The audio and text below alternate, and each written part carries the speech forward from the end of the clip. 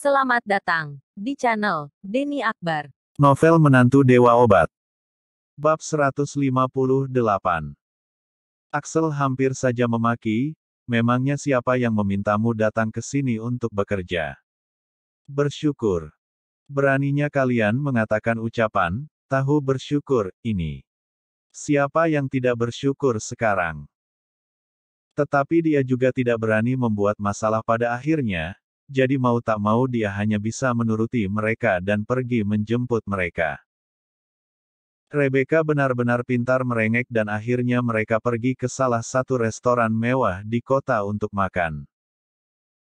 Mereka makan di sana sampai lebih dari jam 10 malam dan menghabiskan biaya hingga lebih dari $5.000.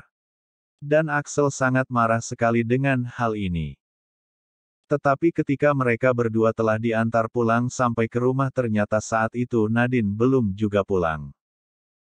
Axel tak tahan untuk tidak berkomentar, Nadine kok belum pulang?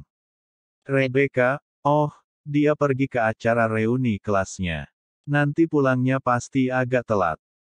Axel tampak cemberut dan berkata, bukannya kau bilang dia adalah wanita disiplin yang biasanya selalu pulang tepat waktu dan tidak lebih dari jam 8.30 malam. Stella tampak tidak setuju dengan ucapan Axel dan menjawab. Ini kan karena ada acara spesial. Mereka semua itu teman sekelas yang sudah lama tidak bertemu. Nadine kan baru saja menjabat menjadi CEO perusahaan dan semua teman-teman sekelasnya itu pasti ingin menyanjung Nadine. Jadi nanti dia pasti agak telat pulangnya. Ini juga sebenarnya wajar saja karena Nadine adalah CEO perusahaan jadi terkadang ada acara bisnis tak terduga yang harus dia hadiri. Dia pulang telat juga demi memikirkan perusahaanmu, benar kan? Axel tampang sangat marah sehingga dia langsung berbalik dan pergi. Putrinya pergi demi kesenangannya sendiri malah dikatakan demi perusahaannya. Apa-apaan ini? Saat putrinya pulang terlambat dikatakan itu acara bisnis tak terduga. Tetapi saat putriku yang pulang terlambat malah dikatakan pergi bersenang-senang.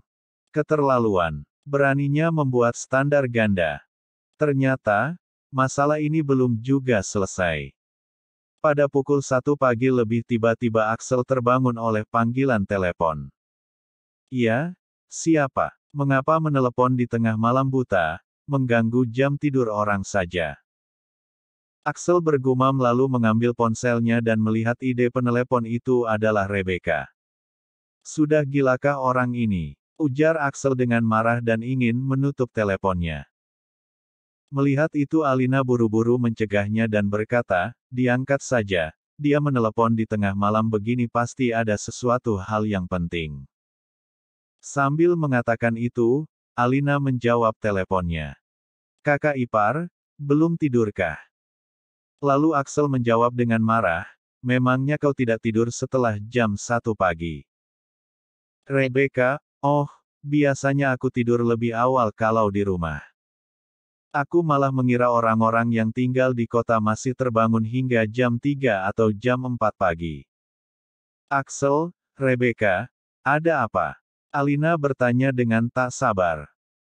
Rebecca, begini, aku ingin tanya apakah kalian punya kenalan di tim polisi lalu lintas? Nadine mengalami kecelakaan mobil ringan, kalian bantu aku menanganinya ya.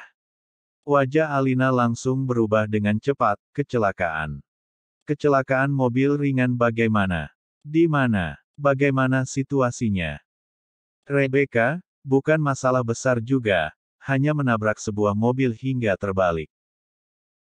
Ada seorang wanita yang berada di seberang jalan, malam-malam begini dia tidak tidur malah berjalan ke sana kemari dengan membawa anaknya. Nadine dan teman-temannya yang sudah minum sedikit anggur tidak terbiasa dengan jalan itu. Jadi dia tidak sengaja menabraknya dan mobil yang ada di seberang itu terbalik. Apa? Seru Axel dengan kencang. Apakah kau sudah gila? Setelah minum masih mengemudi lalu menabrak mobil hingga terbalik dan kau masih mengatakan ini hanya kecelakaan mobil ringan. Dalam keluargamu, masalahnya harus sebesar apa baru bisa dikatakan sebagai kecelakaan mobil parah. Apakah harus ratusan orang yang mati baru bisa dikatakan parah? Rebecca tampak marah dan ikut membalas dengan kencang juga. Mengapa kau teriak-teriak? Kan bukan Nadine yang mengemudikan mobil itu tetapi teman sekelasnya. Aku hanya bertanya padamu, bisakah kau membantuku? Sudah tidak dapat membantu malah berteriak-teriak. Sudahlah, saudara seperti kalian ini aku juga tidak berharap banyak karena memang tak bisa diandalkan. Axel semakin marah dan berkata, kalau kau mampu ya kau urus sendiri saja. Aku ingin tahu siapa yang bisa menangani masalah sebesar ini. Lalu Alina dengan cepat menengahi, sudahlah, yang penting kita pergi lihat dulu situasinya. Rep, jangan khawatir, kami akan pergi melihatnya. Setelah menutup telepon, Alina menghela nafas dan berkata, sudah ya, jangan marah lagi. Kau mengenal mereka juga bukan baru hari ini saja kan? Yang paling penting sekarang adalah menangani masalah ini dulu. Tak peduli yang membawa mobil itu Nadine atau bukan tetapi bagaimanapun juga mobil itu milik kita. Jika sampai terjadi sesuatu, perusahaan kita juga harus memberikan kompensasi. Axel masih kesal dan berkata, bagaimana cara menangani masalah seperti ini? Memangnya kau bisa menanganinya? Alina menggaruk kepalanya yang tidak gatal. Tak peduli siapapun yang menangani masalah ini pastinya akan merepotkan sekali. Setelah berpikir sejenak tiba-tiba matanya tampak berkilau dan menyala lalu berkata, bagaimana kalau kita minta Reva yang pergi menanganinya? Bab 159. Axel tampak ragu-ragu sejenak lalu dengan cepat mengangguk. Usulmu ini boleh juga. Untuk masalah seperti ini biarkan Reva saja yang pergi. Jika sampai terjadi masalah besar biar Reva saja yang menanggungnya nanti. Karena selain lebih aman, kita juga dapat sekalian menyingkirkannya jika nantinya sampai terjadi apa-apa. Lalu keduanya segera pergi ke kamar Nara dan meminta Nara untuk menelepon Reva. Nara kelihatan enggan untuk melakukannya tetapi dia juga tak bisa mencegah orang tuanya. Akhirnya mau tak mau dia menelepon Reva untuk pergi melihat situasinya. Lalu Reva pun berangkat dari Villa Dragon Lake dengan mengendarai sepeda listriknya ke tempat kejadian. Saat tiba di tempat kejadian, Reva melihat situasi yang membuatnya sangat marah. Sebuah mobil BMW merah terbalik di jalan dan dari jendela terlihat seorang gadis kecil yang masih terbaring di dalam mobil itu. Kepala gadis kecil itu berlumuran darah dan tidak diketahui apakah gadis itu masih hidup atau sudah meninggal. Ada sekitar 7 atau 8 pria yang mengepung mobil itu dan mengelilingi seorang wanita. Selamatkan anak itu dulu, teriak wanita itu dengan tak berdaya, tetapi orang-orang ini sama sekali tidak mempedulikannya. Nadine sedang duduk di atas Panamera dan masih bercanda dengan orang-orang yang ada di sebelahnya seolah-olah kejadian itu hanyalah masalah sepele saja. Seorang pria muda yang mengenakan anting-anting duduk di samping Nadine dengan satu tangannya diletakkan di atas bahu Nadine. Terlihat sangat intim. Mengapa orang-orang dari rumah kakakmu belum sampai juga? Dari tadi wanita ini sudah beberapa kali ingin menelepon polisi. Tetapi untungnya saudara-saudara kita ini telah membuang ponselnya. Jika dia menelepon polisi maka akan merepotkan saja nantinya. Ujar pemuda itu. Nadine tersenyum dengan bangga dan berkata, jangan khawatir, mereka akan segera tiba. Katakan pada mereka, jika wanita jalang itu ingin menelepon polisi lagi maka langsung banting saja ponselnya. Kalian tenang saja. Bagaimanapun juga sekarang aku adalah CEO perusahaan.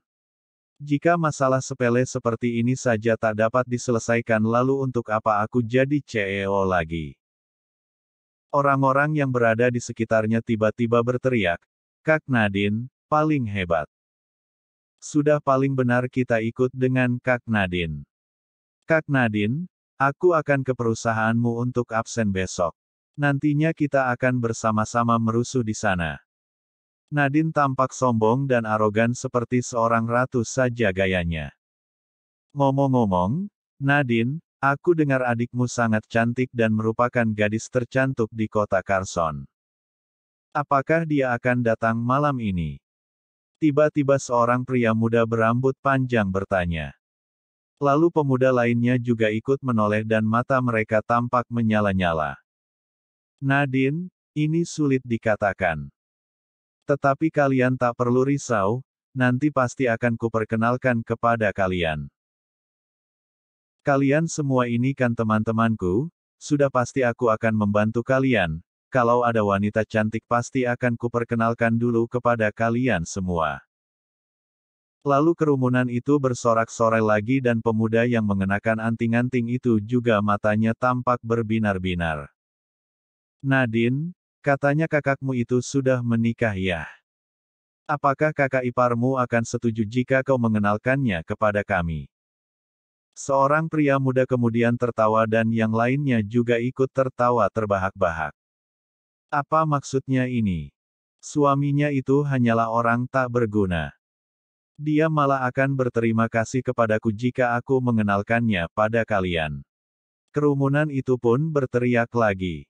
Mereka terus berteriak dan mengatakan Nadine paling hebat dan berkuasa. Dan di saat yang sama Reva mendekati tempat kejadian dengan sepeda listriknya. Dia mengabaikan kerumunan itu dan langsung menghampiri mobil BMW merah itu. Reva mengulurkan tangannya dan menarik pintu mobil itu. Ternyata pintu itu macet dan sama sekali tak bisa dibuka.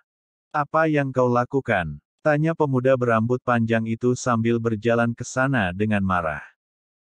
Mata wanita itu tampak berbinar-binar saat melihat Reva dan berkata dengan cemas, "Tuan, tolong selamatkan putriku.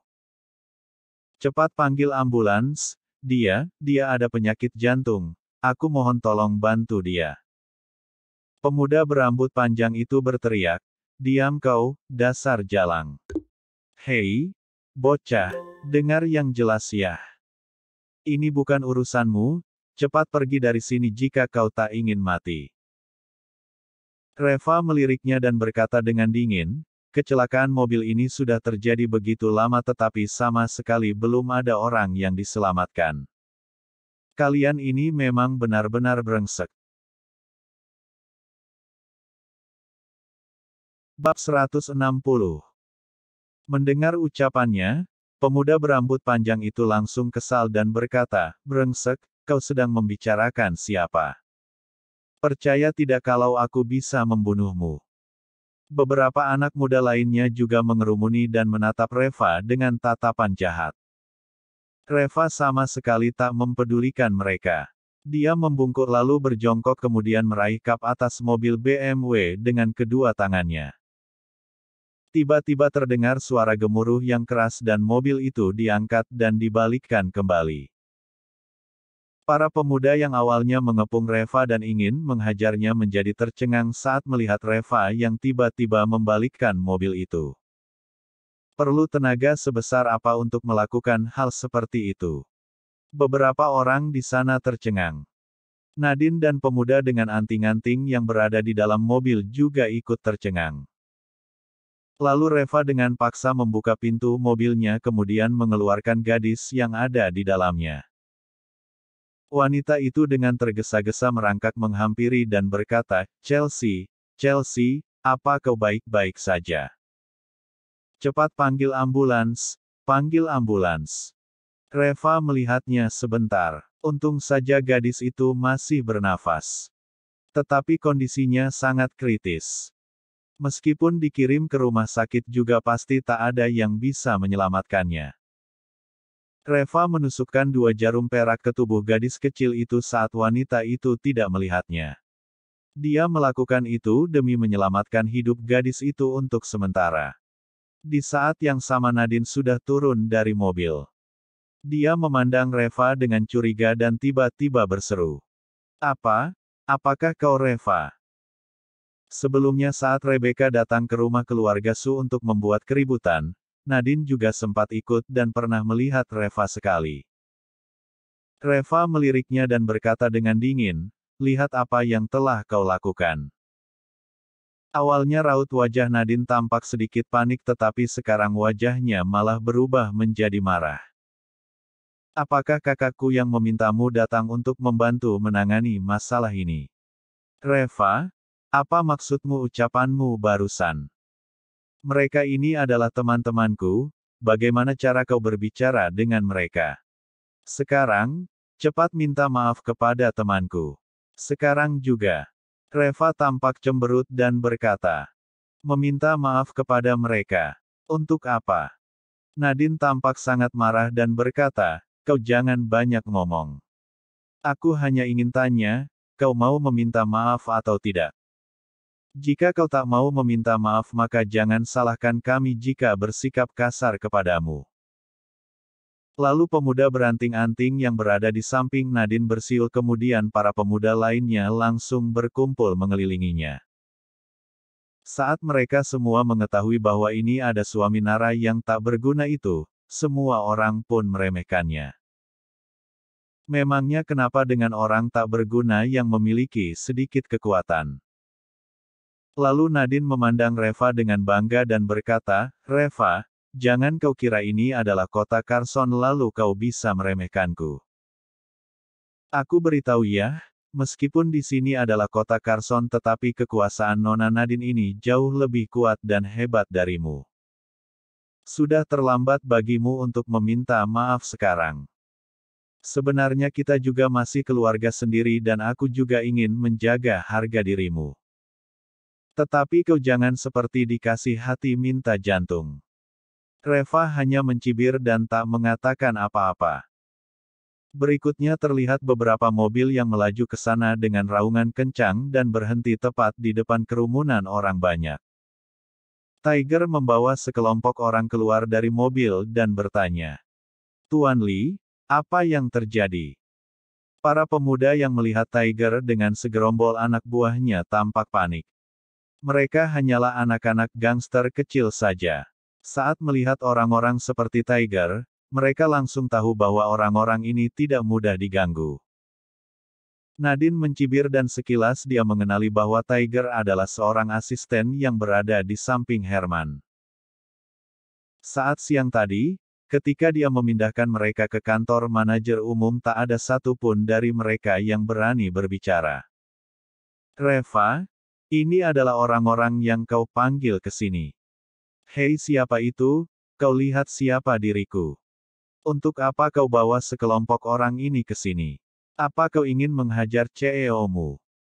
Percaya tidak aku bisa langsung memecatmu sekarang juga. Nadine menyeringai. Para pemuda di sana pun tertawa terbahak-bahak. Nadine, dia ini karyawan perusahaanmu. Perawakannya cukup kekar, apa kerjaan dia? Sebagai pengangkat barang atau petugas keamanan. Jika dilihat dari postur tubuhnya aku yakin 80% bahwa dia ada seorang pengangkat barang. Nadine, seorang pengangkat barang di perusahaanmu juga bisa datang ke sini untuk menyamar menjadi seorang bos. Datang dengan segerombol anak buah dan memakai rantai emas besar ditambah dengan arloji emas besar. Jika orang tidak tahu mungkin benar-benar akan mengira dia adalah orang terpandang. Hei, kakek tua, besok aku akan menjadi CEO di perusahaanmu jadi cepatlah. Bersambung. Jangan lupa subscribe dan like-nya. Terima kasih.